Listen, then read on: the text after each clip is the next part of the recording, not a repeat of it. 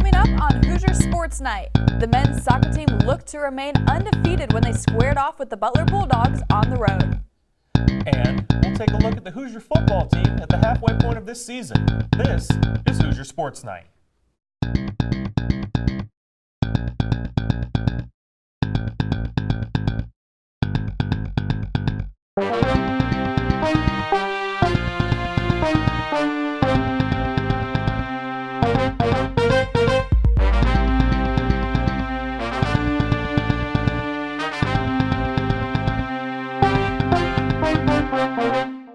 Hello and welcome to Hoosier Sports Night. I'm Austin Matricardi. And I'm Lydia Knoll. Top-ranked IU men's soccer traveled to Indianapolis on Wednesday night to take on the Butler Bulldogs. Our Juan Alvarado was at the Selleck Bowl to take in the action. The stands were packed for Wednesday night's in-state rivalry match between Indiana and Butler. A record crowd of 6,105 filled the Selleck Bowl to watch the #1 team in the nation. With a powerful home crowd behind them, the Bulldogs snapped IU's 8-game win streak with a scoreless draw. We didn't really come out and perform our best in the first half, just executing what we wanted to do going into the game. And ultimately the night just wasn't our night. We weren't sharp enough, didn't execute in the right moments. And we drew a good Butler team. I mean, they played well. They had a good game plan against us and they executed. Coming into the match, IU hadn't been shut out in over 40 days, dating back to its 0-0 draw against #2 Maryland. The Hoosiers struggled to get anything going on offense, especially in the first half, as they were outshot 6-3. We just weren't sharp today in our passing and our thoughts. Otherwise, I think we created a lot more chances. Disappointed we didn't win the game. I thought we still created enough good chances to win it, but that was probably our worst performance of the year. Indiana's defense was superb once again, recording its 9th straight shutout and the 13th of the year. We're not always going to be perfect. We're not going to have a perfect game every time. In games like these, we just got to stay focused and not get too frustrated with each other. We can't always rely on the same thing that we've been doing all season to just work every game. It just wasn't our night, and it's going to happen sometimes. Although the Indiana Hoosiers were not able to find the back of the net, they caused a lot of trouble for the Butler defense.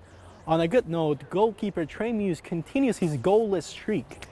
Up next, IU will return to Bloomington to face Wisconsin at Bill Armstrong Stadium. For IUSD Sports, I am Juan Alvarado. The Hoosiers will return to the pitch on Saturday when they host the Wisconsin Badgers at Bill Armstrong Stadium. That game will kick off at 7:30 p.m.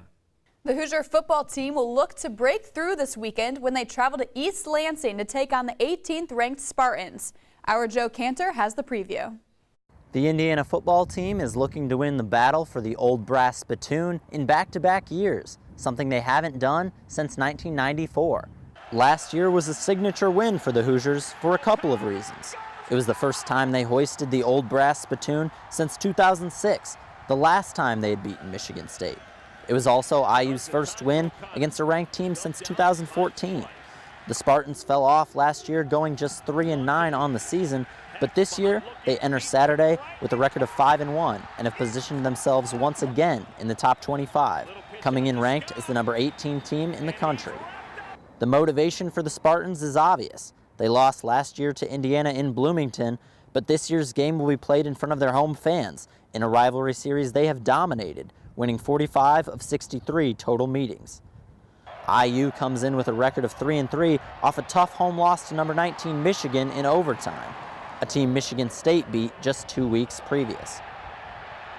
Look for the X factor to be the 2015 Big Ten Kicker of the Year, Griffin Oakes. Oakes converted the game-winning field goal in overtime in last year's contest between these two teams, as well as made the 46-yarder to force overtime in last week's contest against Michigan. For them, so you never know how seasons go, and that's it's a big opportunity for us to go up to East Lansing at a place where we have not had a lot of success in the past, and so tremendous opportunity and challenge. And so whenever you beat a team that you hadn't beaten in a while or haven't beaten very often in the history, they're going to remember that for sure. And Allen's Hoosiers will get another chance to do so on Saturday when they travel to East Lansing to take on #18 Michigan State. Reporting for IUS TV, I'm Joe Canter. That game will kick off from East Lansing at 3:30 p.m. on ABC. Brad Davis and David Sugarman will be on the call for WIUX on 99.1 FM. The Indiana football team is halfway through their first season under head coach Tom Allen. Joining us in studio to discuss the team's progress is Joe Canter. Well, Joe, we've seen 7 games of Indiana football under head coach Tom Allen dating back to last year's bowl game. What are some improvements that the team has made under him?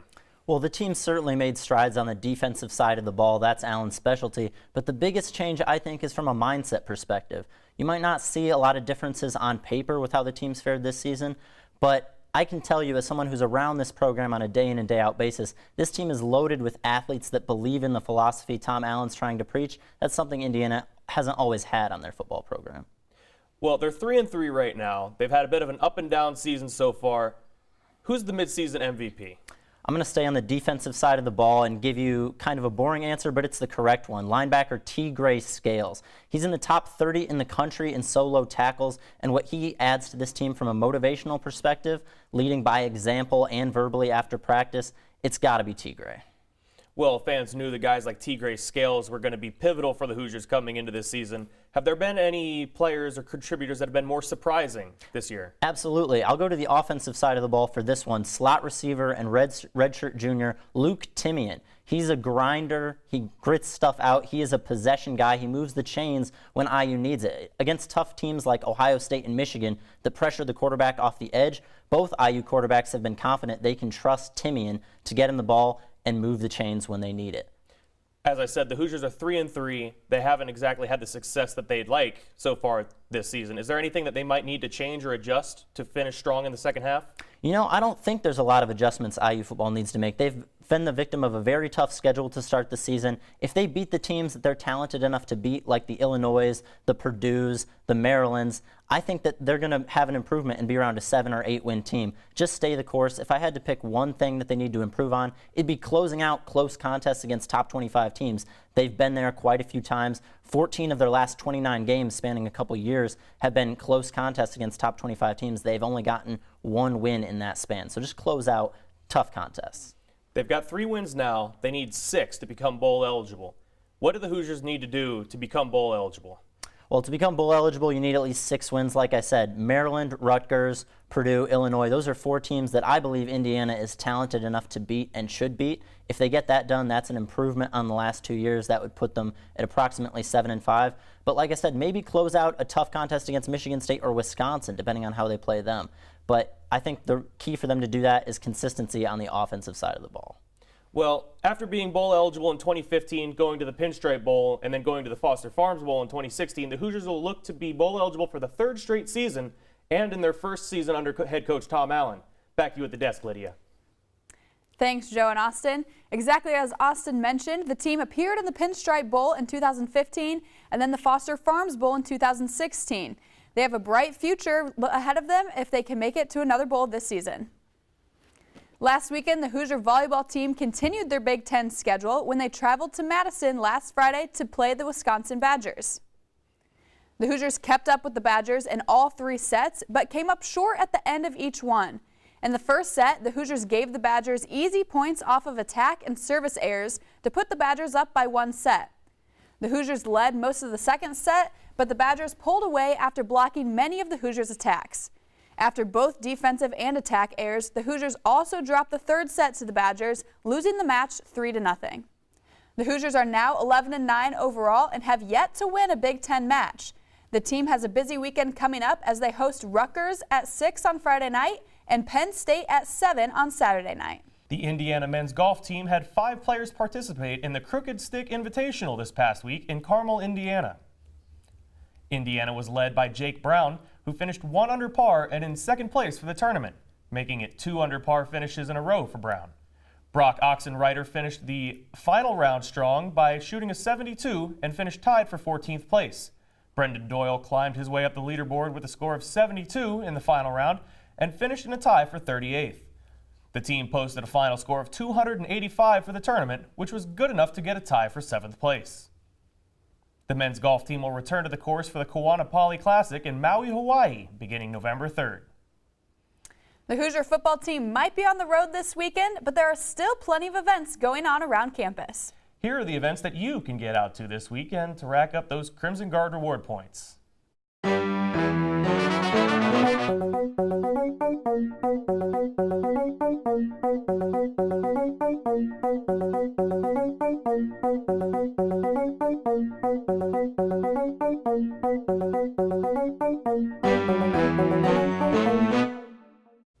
When Hoosier Sports Night continues, we'll take you inside the making of an IU Athletics hype video. And we recap the field hockey team's busy weekend. You're watching Hoosier Sports Night.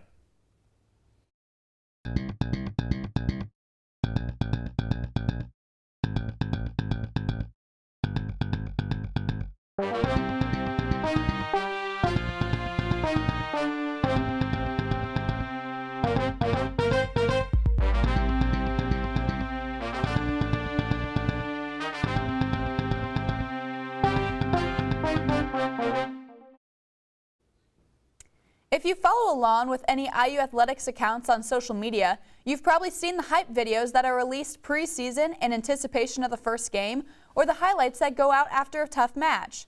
The best ones will make your blood pump and adrenaline rush, but do you really know what goes into the creation of one of those videos? This past week, I got a sneak peek of the newest IU Athletics hype video from behind the scenes. Production company Say Yay flew into Bloomington from Arizona to create this new video. Before filming can begin, endless hours go into the brainstorming, storyboarding, and scripting of the video. Each member of the production team plays a different role in the planning. So I do a little bit of everything.